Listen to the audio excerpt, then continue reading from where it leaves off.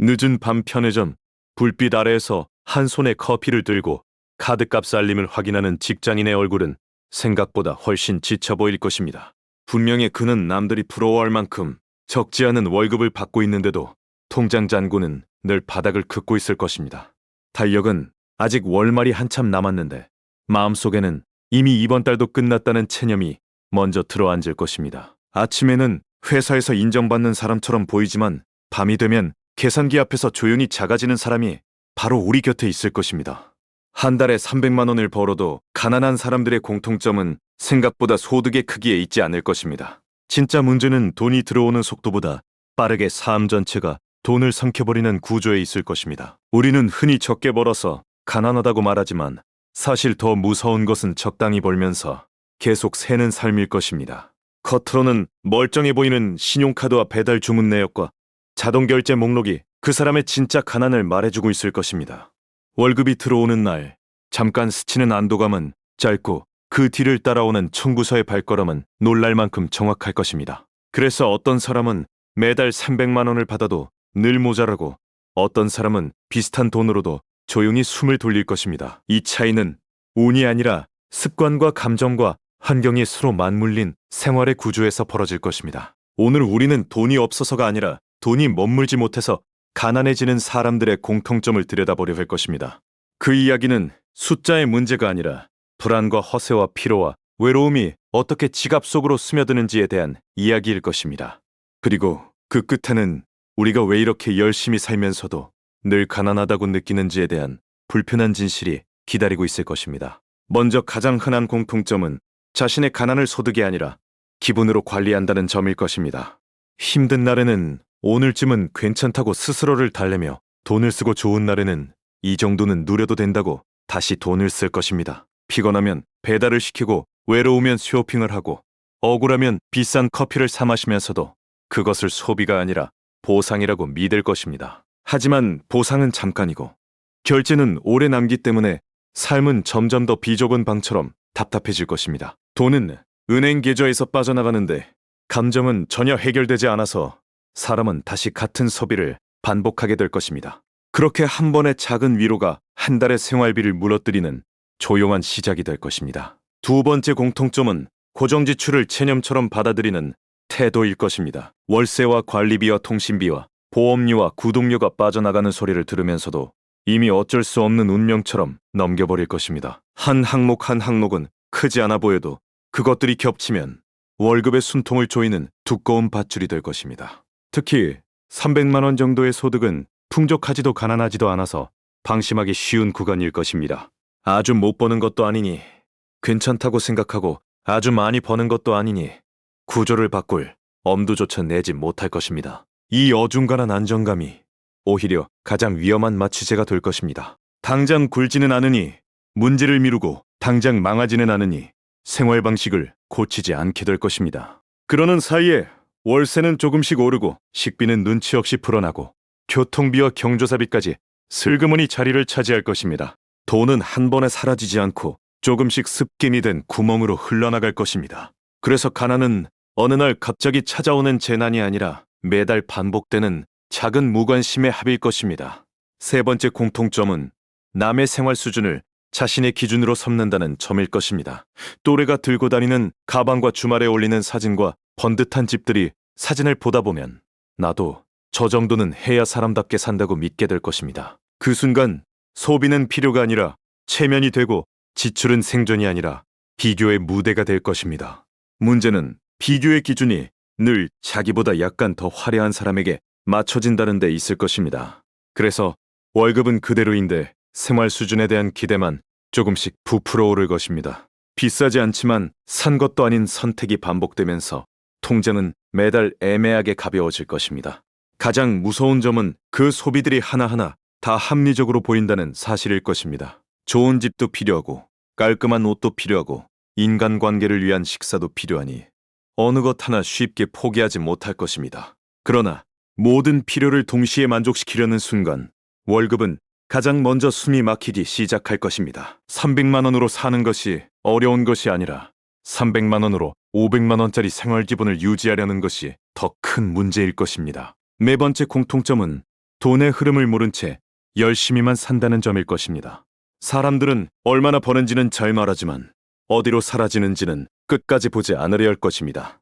통장을 여러 개로 쪼개지 않고 카드 명세서도 대충 넘기고 자동 결제 날짜조차 정확히 모른 채 한 달을 흘려보낼 것입니다. 그러니 매번 월말이 되어서야 왜 이렇게 남는 게 없지 하고 놀라는 장면이 반복될 것입니다. 돈은 기억으로 관리할 수 없는데 많은 사람들이 여전히 감각으로 가게를 운영하고 있을 것입니다. 오늘 쓴 10,000원은 대수롭지 않아 보이지만 그것이 10번, 20번 쌓이면 결코 작은 돈이 아닐 것입니다. 문제는 큰 돈, 한 번보다 작은 돈의 반복에 더 눈에 잘 띄지 않는다는 점일 것입니다. 그래서 가난한 사람일수록 큰 실수보다 작은 누수에 오래 무너질 것입니다. 게다가 피곤한 사람은 계산을 싫어하고 지친 사람은 기록을 미루며 불안한 사람은 숫자 자체를 보기 싫어할 것입니다. 돈을 모으지 못하는 삶에는 의외로 게으름보다 피로가 더 깊게 깔려 있을 것입니다. 5번째 공통점은 미래의 자신을 너무 낙관한다는 점일 것입니다. 다음 달에는 덜 쓰면 되지라고 생각하고 보너스가 들어오면 메우면 되지라고 넘기고 올해 안에는 정리하겠지 하며 오늘의 구멍을 방치할 것입니다. 하지만 미래는 늘 생각보다 빨리 오고 통장은 늘 생각보다 천천히 회복될 것입니다. 다음 달에 나는 이번 달에 나보다 더 강하지 않을 가능성이 훨씬 클 것입니다. 회사 일은 더 바빠질 것이고 몸은 더 지칠 것이며 인간관계는 또 다른 지출을 데리고 올 것입니다. 그렇게 미래에게 떠넘긴 문제는 어느새 습경이 되어 삶 전체를 눌러버릴 것입니다. 6번째 공통점은 돈을 아끼는 일보다 돈을 써서 버티는 일에 더 익숙하다는 점일 것입니다. 살아남기 위해 소비하는 사람은 절약을 선택이 아니라 박탈로 느끼게 될 것입니다. 그러니 아끼자는 다짐조차 삶을 더 초라하게 만드는 벌처럼 느껴져 오래가지 못할 것입니다. 결국 가난은 의지 부족이 아니라 버티는 방식이 잘못 설계된 결과가 될 것입니다. 이제 현실로 내려가 보겠습니다. 서울 외곽의 작은 원룸에서 혼자 사는 한 직장인은 세후 300만 원 안팎을 받지만 월세와 관리비로 이미 큰 숨을 한번 내쉰 것입니다. 아침마다 허겁지겁 나가느라 냉장고는 비어있고 저녁마다 지친 몸으로 돌아오니 배달 음식이 가장 친절한 선택처럼 보일 것입니다. 회사에서는 점심 약속을 피하기 어렵고 주말에는 사람답게 살고 싶다는 마음이 통장을 흔들 것입니다. 카페 한 잔과 택시 한 번과 늦은 밤 편의점 간식 하나는 그 순간마다 아주 사소해 보일 것입니다. 하지만 그런 사소함이 한 달 뒤 카드 명세서 위에서 줄지어 서면 사람은 자기 삶이 도대체 어디서부터 잘못된 건지 멍해질 것입니다. 또 다른 누군가는 부모와 함께 살면서 월세를 아끼지만 대신 체면과 비교해서 무너질 것입니다. 친구보다 초라해 보이고 싶지 않아서 옷을 사고 전자기기를 바꾸고 주말마다 약속을 만들면서 생활의 격을 지키려 할 것입니다. 그러나 격을 지키는 데 들어가는 돈이 저축의 비리를 잘라내고 있다는 사실은 뒤늦게 드러날 것입니다. 어떤 사람은 보험을 과하게 들고 어떤 사람은 적금이 없고 어떤 사람은 대출 이자를 별일 아닌 듯 안고 살아갈 것입니다. 겉보기에는 각자 다른 문제처럼 보이지만 결국 공통점은 하나일 것입니다. 자기 돈의 방향을 스스로 정하지 못하고 있다는 점일 것입니다. 돈이 필요에 따라 움직이는 것이 아니라 상황과 감정과 주변 분위기에 따라 끌려다니고 있을 것입니다. 그 결과 월급은 들어오자마자 기다렸다는 듯 흩어지고 정작 자신에게 남는 것은 피로와 죄책감뿐일 것입니다. 더 안타까운 것은 이런 삶이 특별히 낭비벽이 심한 사람만의 문제가 아니라는 점일 것입니다. 오히려 성실하고 책임감 있는 사람이 인간관계와 체면과 의무를 다 감당하려다 더 쉽게 무너질 것입니다.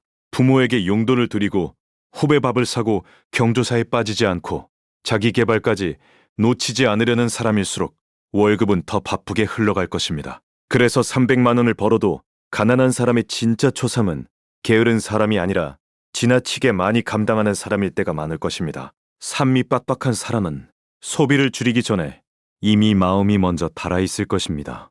그리고 달아버린 마음은 늘 가장 쉬운 결제로 자신을 달래려 할 것입니다. 그렇다면 이 악순환은 어디서 끊어야 할까요? 답은 거창한 재테크 비법보다 자신의 월급이 머무는 순서를 다시 정하는 데 있을 것입니다.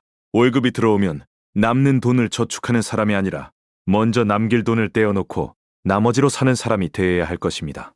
소비를 줄이기 전에 자동 결제 목록부터 걷어내고 한 달 동안 진짜 필요한 지출과 불안을 달래는 지출을 냉정하게 갈라봐야 할 것입니다. 내가 힘들 때 무엇을 사는지 기록해보면 돈의 문제가 사실은 감정의 문제였다는 사실을 처음으로 보게 될 것입니다. 집이 멀고 피곤해서 택시를 타는지, 외로워서 밤마다 주문을 넣는지, 체면 때문에 비싼 자리에 가는지 알아야 비로소 삶을 바꿀 수 있을 것입니다. 절약은 무조건 참는 일이 아니라 내 삶을 고장내는 반복을 끊는 일에 더 가까울 것입니다. 그래서 예선표보다 먼저 생활의 피로를 줄이는 방식이 함께 가야 할 것입니다. 미리 반찬을 준비하고 약속 횟수를 줄이고 통장을 나누고 쉬는 방식을 바꾸는 작은 행동이 돈보다 먼저 숨을 돌려줄 것입니다. 그리고 여기서 꼭 말씀드리고 싶은 것은 구독과 좋아요, 그리고 알림 설정이 아니라 당신 자신의 삶을 먼저 챙기는 일이 더 중요하다는 점일 것입니다. 다만 이 이야기가 조금이라도 마음을 흔들었다면 구독과 좋아요, 그리고 알림 설정으로 함께 해주셔도 좋을 것입니다. 한 달에 300만 원을 벌어도 가난한 사람들의 공통점은 결국 돈이 적어서가 아니라 삶의 구조가 자신을 끝없이 소모시키고 있다는 데 있을 것입니다. 월급은 숫자이지만 가난은 감정이고 습계며 관계이고 때로는 시대 전체가 개인에게 미루어 놓은 무게일 것입니다. 그러니 스스로를 함부로 탓하기 전에 내 삶이 왜 이렇게 비싼 방식으로 유지되고 있는지부터 차분히 물어야 할 것입니다. 가난은 부끄러움이 아니라 설계의 문제이며 설계는 다시 고칠 수 있다는 희망을 잊지 말아야 할 것입니다. 오늘 당장 모든 것을 바꾸지 못해도 새는 구멍 하나를 막는 순간 삶은 생각보다 빨리 달라질 것입니다. 거창한 성공보다 먼저 월말의 불안을 줄이는 것만으로도 사람은 다시 자기 인생의 중심으로 돌아올 수 있을 것입니다. 그리고 그때 비로소 우리는 많이 버는 삶보다 덜 흔들리는 삶이 얼마나 강한지 알게 될 것입니다. 다음 시간에도 이렇게 우리의 통장과 일상과 마음을 함께 들여다보는 경제 이야기를 가져오겠습니다. 늦은 밤 카드값 살림 앞에서 한숨 쉬는 사람이 더는 혼자가 아니기를 바라며 오늘 이야기를 마치겠습니다.